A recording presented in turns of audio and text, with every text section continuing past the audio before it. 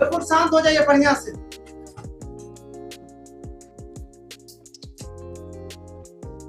तो मालूम ही है कि आज क्या पढ़ाएंगे? असहयोग आंदोलन। वही इतिहास के इकाई 4 का जो शेष पॉइंट बचा हुआ, नहीं तो सुन लीजिए। असहयोग, बिल्कुल ध्यान से सुनिए इधर।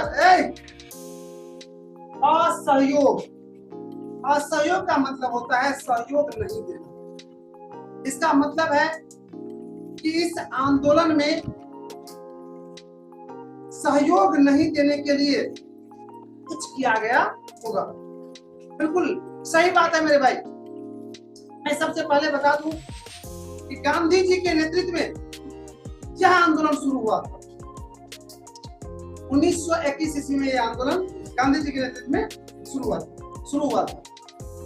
और इस आंदोलन का मुख्य उद्देश्य था अंग्रेजों को सहयोग नहीं देना, अर्थात अंग्रेज के स्कूल, कॉलेज, कार्यालय, न्यायालय का बहिष्कार करना, अंग्रेज के फैक्ट्री में काम नहीं करना, अंग्रेज के कपड़ा को नहीं पहनना, अंग्रेज के वस्तु को नहीं पहनना, ये इसका मुख्य मकसद था। किसका?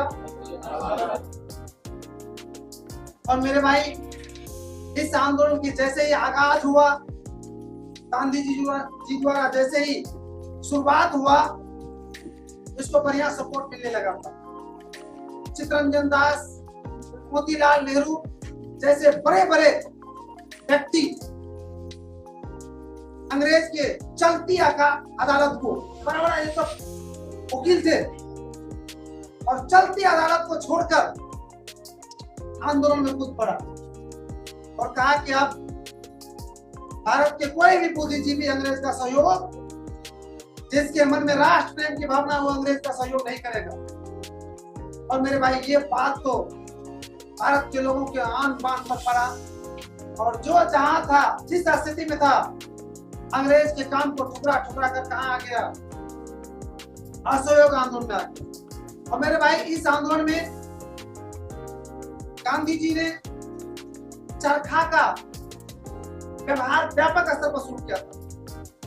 ग्रामीण क्षेत्र में भी कपड़ा बुनने, धागा बनाने, सारा काम शुरू हुआ था, अर्थात स्वरोजगार की व्यवस्था कर दिया था। अब अंग्रेज से जब काम छूटेगा तो कहां जाएगा? काम तो मिलना चाहिए ना, तो काम भी मिल गया था। परिणाम स्वरूप मेरे भाई अंग्रेज के काम में लगे हुए बहुत सारे व्यक्ति अंग्रेज के काम को छोड़कर इस आंदोलन में जहां आ गया, वहीं अंग्रेज के स्कूल, कॉलेज, कार्यालय को जहां बहिष्कार किया, वहीं अंग्रेजी वस्तु को भी उपयोग करने से इन लोगों ने अपने आप को परहेज करने लगे। अंग्रेज का दिमाग खराब हो गया था मेरे भाई इस आंदोलन से कि अब क्या होगा। और कुछ क्षण तो ऐसा लग रहा था मेरे भाई, इस आंदोलन के बाद भारत आजाद ही हो जाएगा, अंग्रेज को मानना पड़ेगा इस आंदोलनकारियों की बात। लेकिन बड़ी दुख की बात है मेरे भाई, बात था आपको 5 फरवरी 1922 ईस्वी, याद रखने योग्य बात है। 5 फरवरी 1922 ईस्वी की बात है मेरे भाई। उत्तर प्रदेश में एक है गोरखपुर जिला, उत्तर प्रदेश के एक गोरखपुर जिला है। वहीं पर जो है गोरखपुर जिला में एक चोरी चोरा क्षेत्र है, चोरी चोरा क्षेत्र। वहां के लोग आंदोलनकारी बहुत उग्र हो गया था, बहुत एग्रेसिव हो गया था। इसी काम में ज्यादा एग्रेसिव, अच्छी बात नहीं, बहुत एग्रेसिव हो गया था। और परिणाम स्वरूप क्या किया था कि अपने घर में जो अंग्रेजी वस्त्र था, अंग्रेजी कपड़ा था, उसको तो रोड पर लाके जला ही रहा था। जोश में आकर दुकान में भी जो अंग्रेजी कपड़ा बिक रहा था, उसको भी दुकानदार से भी छीन छीन के उस आग में होलिका दहन कर रहा था। इससे लगा कि माहौल काफी बिगड़ जाएगा। और फिर पुलिस को इन्फॉर्मेशन हुई, पुलिस आई, उस भीड़ को नियंत्रण करने का प्रयास किया, और उस प्रयास के क्रम में पुलिस ने हवा में कुछ गोलियां चलाई, इससे ये भीड़ जो था और उग्र हो गई। और वीर ने दौड़ा एकदम भूखा शेर के जैसे किस पर, पुलिस पर। तो पुलिस कहां भागेगी, थाना। पुलिस भाग के चली गई थाना। ये लोग क्या क्या, थाना के चारों साइड को घेर दिया और घेर के सबसे पहले क्या किया, अपने घर में जितना भी मिट्टी तेल पेट्रोल डीजल जो भी था, अंग्रेजी कपड़ा जो भी था, सबको मिट्टी तेल में भिगा भिगा के उसको फेंक दिया। ठीक, उस थाना में फेंक दिया, बहुत सारे कपड़ा मिट्टी तेल वाला फेंकवा दिया। फिर बाद में वो आग का लुका लगा के चारों साइड से लाठी लगा खड़ा दिया। कोई अगर पुलिस निकलते थे तो लगा सब। और इस तरह से मेरे भाई 22 को जिंदा पुलिस को जला के मार दिया। और 22 को जब जिंदा पुलिस को जला के मार दिया तो अंग्रेज तो समझ सकते हैं कि इस पर क्या रूप अपनाया हो। अंग्रेज ऐसी प्रतिक्रिया शुरू की कि लगा कि अब तो साला पूरे भारत के लोग को ही मार देगा। इस रूप में आया और महात्मा गांधी भी इस आंदोलन से दुखी होकर 12 फरवरी 1922 ईस्वी को, जी हाँ 12 फरवरी 1922 ईस्वी को गांधी जी ने एक मीटिंग बुलाया और मीटिंग बुलाकर उन्होंने यह दलील दी कि हम अंग्रेज से कभी भी हिंसक आंदोलन के माध्यम से जीत नहीं सकते हैं। इस तरह के आंदोलन से हम जीत नहीं सकते हैं। हमने 22 पुलिस को मारे हैं, 22,000 पुलिस को, 22,000 जनता को मारे थे और हुआ भी था मेरे भाई। 30,000 लोगों को तो जेल में बंद कर दिया था। गांधी जी को पकड़ के 6 वर्ष का सजा सुना दिया था इस आंदोलन के लिए। और फिर गांधी जी ने इस आंदोलन को सौम्य असहयोग आंदोलन को गांधी जी क्या किया, वापस लेना पड़ा था, वापस ले लिया। और यहाँ पर एक चिंगारी फूटा है मेरा भाई, वो भी बता देते हैं। जब गांधी जी ने वापस लिया तो उस समय चित्तरंजन दास और मोतीलाल नेहरू भी थे। उन्होंने आगे आया, कहा कि जब हम लोग सब मिलकर आग की लपटें तैयार करते, इस तरह से रूप में लाते आंदोलन को, अंग्रेज उसके आगे घुटना टेकने के लिए तैयार हो जाते हैं, तो आप कहते हैं कि उसको बंद कर दीजिए, तो फिर भारत आजाद कब होगा? आपसे एक काम होने वाला नहीं है, हम लोग आपके पार्टी में नहीं रहेंगे। और चित्तरंजन दास और मोतीलाल नेहरू क्या किया था, अलग हो गया था और अलग जाके वो पार्टी बनाया था जिसका नाम है स्वराज पार्टी, जो आगे पर आए हैं। वो पार्टी टिक नहीं सका। 1926 आते आते वो पार्टी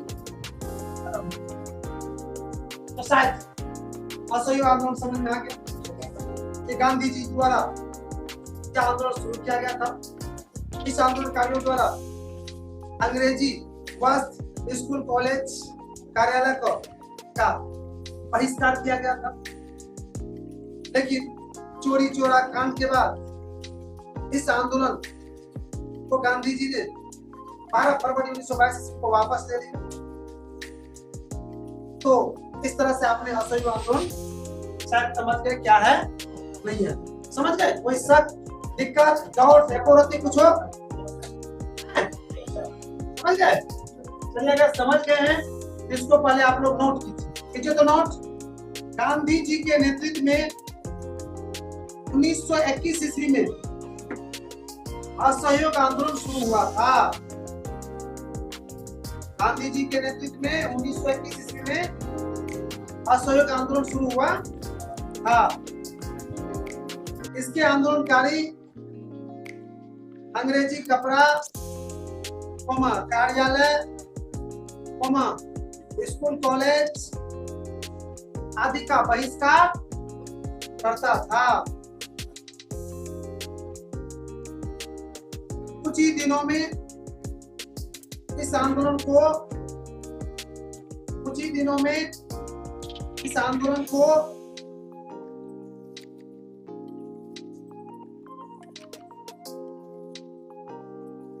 देश के हर कोने, हर वर्ग का सहयोग मिलने लगा। इसलिए इसे प्रथम जन आंदोलन भी कहा जाता है। इसलिए इसे प्रथम जन आंदोलन भी कहा जाता है। लेकिन चोरी चोरा घटना के बाद 12 फरवरी 1922 ईस्वी को महात्मा गांधी ने असहयोग आंदोलन को वापस ले लिया। तो मेरे भाई वो तो संक्षेप में था असहयोग आंदोलन। अब इसके कारण, असहयोग आंदोलन के प्रमुख 3 कारण मैंने बताया, अभी तीनों को नोट कर लीजिए आप लोग। असहयोग आंदोलन के 3 कारण। पहला कौन है? खिलाफत का मुद्दा। मेरे भाई खिलाफत आंदोलन हुआ था और उससे भी लोग गुस्सा में थे। अंग्रेज की दोहरी नीति होती है, स्वार्थ के लिए कुछ भी कर सकता है, वो भी एक कारण था। पंजाब में सरकार जो है बर्बरता के विरुद्ध, पंजाब की सरकार जो है बड़ी क्रूर रूल अपना रहा था जनता के प्रति, अतः उसे भी शांत करना था।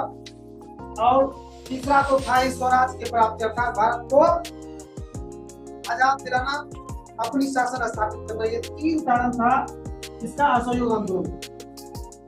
तीनों को भी नोट कर लीजिए आप लोग। हो गया है? तो इसका परिणाम भी है, परिणाम भी थोड़ा सा लिख लीजिए आप लोग। इसका असहयोग आंदोलन के परिणाम लिखिए, परिणाम। उसके बाद हम सुनाते हैं क्या निकला होगा परिणाम, थोड़ा अनुमान लगाइए तो। परिणाम क्या निकला होगा परिणाम? चलिए एक बार शांत हो जाइए, सुन लीजिए इसके परिणाम। सबसे पहला ये जो तीनों कारण था, पहला तो था कि स्वराज के मुद्दा को सुलझाना, वो भी नहीं सुलझा।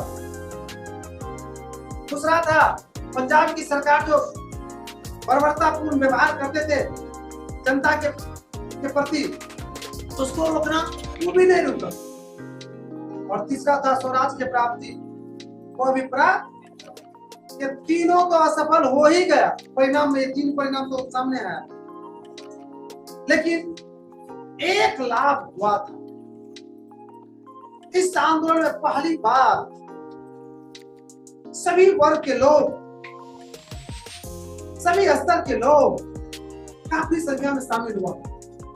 अतः आंदोलन करने की लोगों में हुनर जरूर आया, अर्थात राष्ट्रीय आंदोलन जो था उसका रूप जरूर व्यापक हुआ।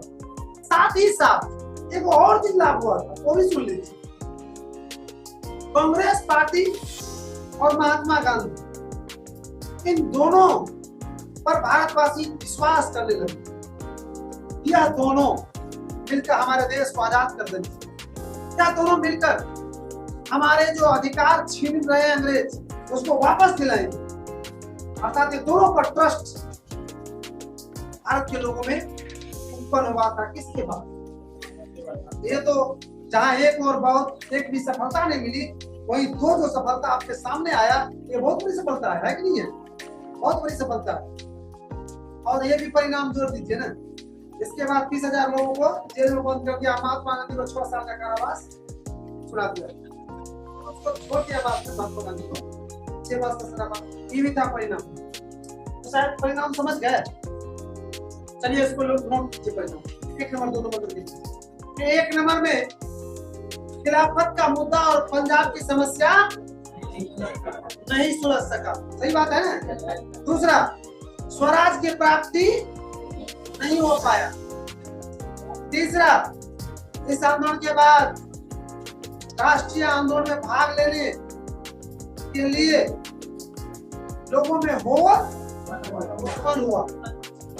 चौथा, गांधी जी और कांग्रेस पार्टी के प्रति लोगों में विश्वास जागी हुई। तो मेरे भाई इस तरह से असहयोग आंदोलन समझ गए, असहयोग आंदोलन के कारण समझ गए, असहयोग आंदोलन के परिणाम समझ गए। और अब शायद इन तीनों में कोई दिक्कत कैसे बोल रहे?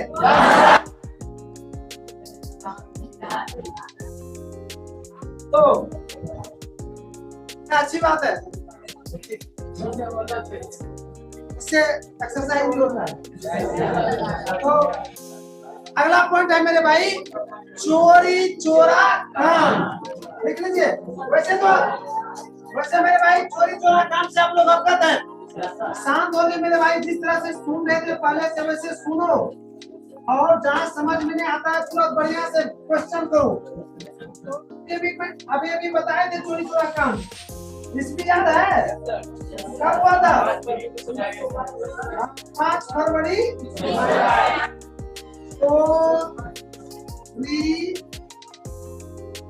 चोरा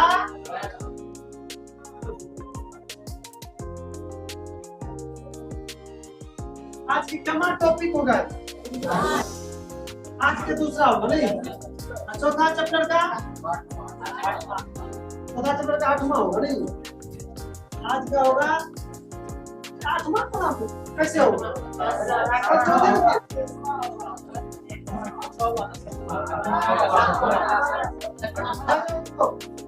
क्लास हुआ है 5वां नहीं, टॉपिक हुआ है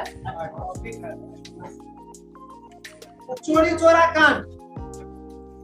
मेरे भाई अभी इस पर चर्चा हुआ था, इसलिए इस पर ज्यादा टाइम बर्बाद नहीं कीजिए। सबसे पहले जान लेते हैं कि चोरी चोरा क्या है। चोरी चोरा उत्तर प्रदेश के गोरखपुर जिला के एक क्षेत्र का नाम है चोरी चोरा, राइट। जहां पर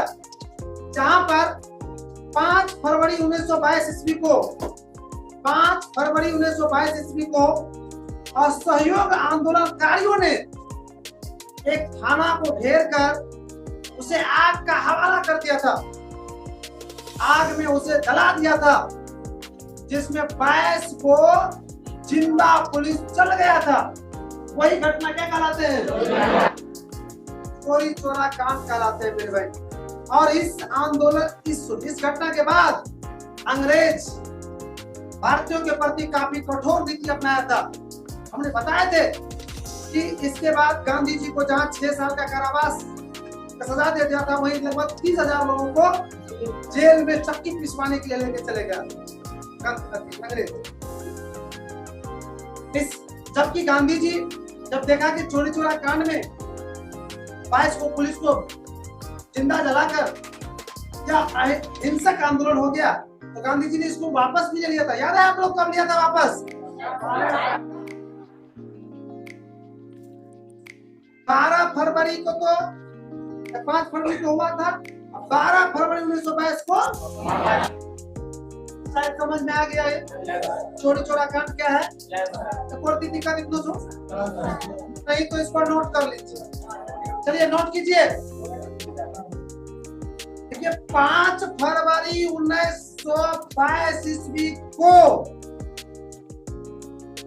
रिपीट कर लो मेरे भाई एक बार, 5 फरवरी 1922 ईस्वी को असहयोग आंदोलनकारियों ने उत्तर प्रदेश के गोरखपुर जिला के चोरी चोरा में थाना को आग के हवाले कर दिया था।